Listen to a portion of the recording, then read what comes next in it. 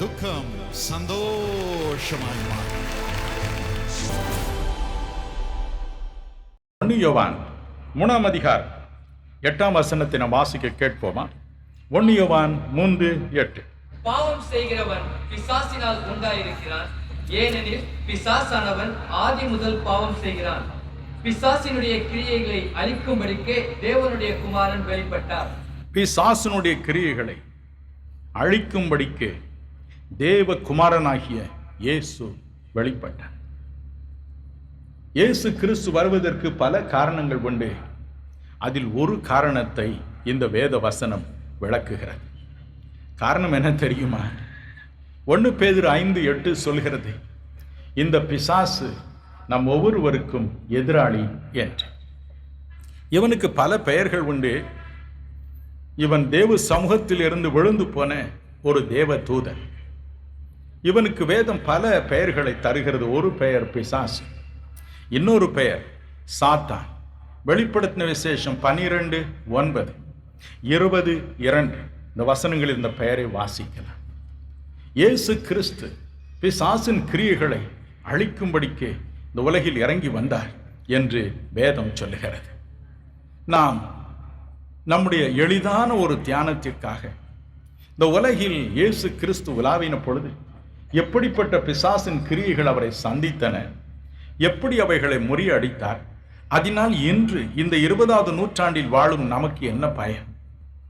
என் அருள்நாதர் இயேசு கிறிஸ்து இந்த உலகத்திற்கு வந்த பொழுது அவரை சந்தித்த, அவருடைய ஊழியத்தை அவர் ஆரம்பிக்கும் பொழுது அவரை சந்தித்த முதல் மனிதன் பிசாசு. லூக்கா 3ஆம் அதிகாரம் 21, 22 நீங்கள் வாசித்து பார்க்கும் பொழுது இயேசு கிறிஸ்து யோவான் ஸ்நானகன் என்ற தேவனுடைய மனிதன் கையினால் ஞான ஸ்நானம் பெறுகிறார். அவர் நதியில் இருந்து கரையேறி ஜெபித்த பொழுது பரிசுத்த ஆவியானவர் புறா உருக்கொண்டு அவர் மேல் இறங்கினார். வானத்தில் இருந்து ஒரு குரல் ஒலித்தது, இவர் என்னுடைய நேசகுமார். இனிமையான ஒரு அனுபவம். ஆனால் அடுத்து என்ன நிகழ்ந்தது? லூக்கா 4ஆம் அதிகாரம் 1, 2, மத்தேயு 4ஆம் அதிகாரம் 1ஆம் வசனம் அவள் என்ன சொல்கின்றன? இயேசு பிசாசினால் சோதிக்கப்படுவதற்காக வனாந்தரமான ஒரு இடத்திற்கு கொண்டு போகப்பட்டார். 40 நாட்கள் இரவும் பகலும் தேவனுடைய சமூகத்தில் தனித்திருந்தார். நாட்கள் முடிவடைந்தன. சோதனைக்காரன் புறப்பட்டு வந்தார். அவர் முன்பு 3 விதமான சோதனைகளை போட்டார். முதல் சோதனை என்ன? மத்தேயு 4:2 இப்படி சொல்கிறது, வாசிக்க கேட்போம். அவர் இரவும் பகலும் 40 நாள் உபவாசமாய் இருந்த பின்பு அவருக்கு பசி உண்டாயிற்று. அப்பொழுது சோதனைக்காரன் அவரிடத்தில் வந்து, நீர் தேவனுடைய குமாரனே ஆனால் இந்த கல்லுகள் அப்பங்களாகும்படி சொல்லும் என்றான். அவருக்கு பசி உண்டாயிற்று. சோதனைக்காரன் சொன்னான், ஏன் இந்த கல்லுகளை அப்பங்களாக மாற்றி நீர் சாப்பிடக்கூடாது? இயேசு சொன்னான், மனிதன் தேவனுடைய வாயிலிருந்து புறப்படும் ஒவ்வொரு வார்த்தையினாலும் பிழைப்பான். என்னுடைய பசிக்கு ஆகாரத்தை அவர் அனுப்ப மட்டும் நான் இப்படி இருப்பது தேவ சித்தம். பசியினால் என் மக்கள் இந்த உலகில் வாடும் பொழுது அதனால் தேவனை விட்டு அவர்கள் பிரிந்து விடக்கூடாது என்பதற்காக இந்த பசியின் வழியை நான் நடந்து போகிறேன்.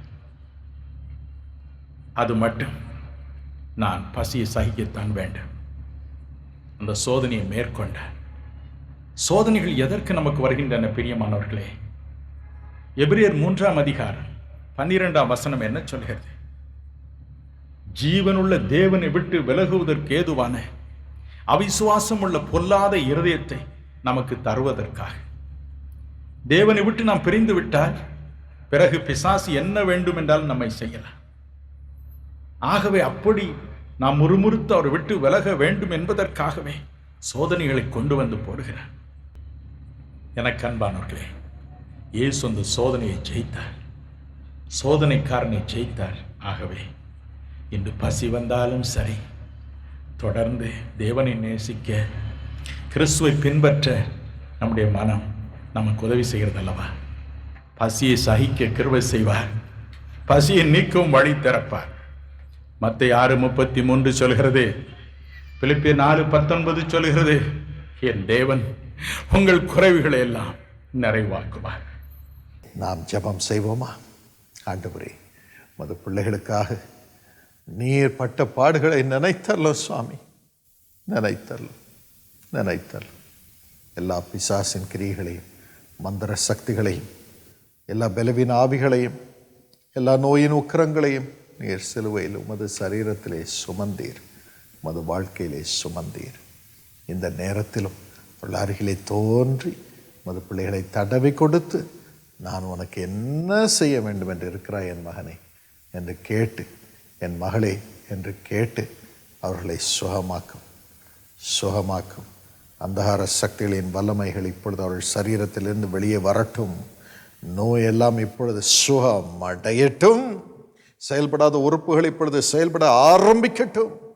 அப்பா, அந்த இரத்த கட்டெல்லாம் கரைந்து போகட்டும், இரத்த கசிவு நின்று போகட்டும். சுவாமி, இருதயத்தையும் சுகமாக்கும், மூளையும் சுகமாக்கும், கால்களை ஆண்டவனே ரகசிய பாகங்களை சுகமாக்கும். கண் பார்வையும் ஆசீர்வாதமாய் சுகமாய் இருக்கட்டும். இயேசுவின் நாமத்தில் இந்த ஆசீர்வாதத்தை நமது பிள்ளைகளுக்கு கொடுக்கிறோம்.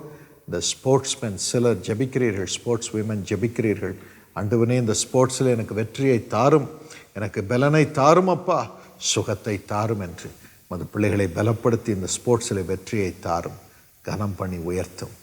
சங்கீதா, அல்சா, கர்த்தர் உன்னை ஆசீர்வதிக்கிறார், உங்களை ஆசீர்வதிக்கிறார், தீர்க்காயுசை கொடுக்கிறார், வெற்றியும் கொடுக்கிறார். ஆசீர்வதியும் சுவாமி. இயேசுவின் நாமத்தில் கெஞ்சுகிறோம் நல்ல பிதாவே, ஆமென். God bless you.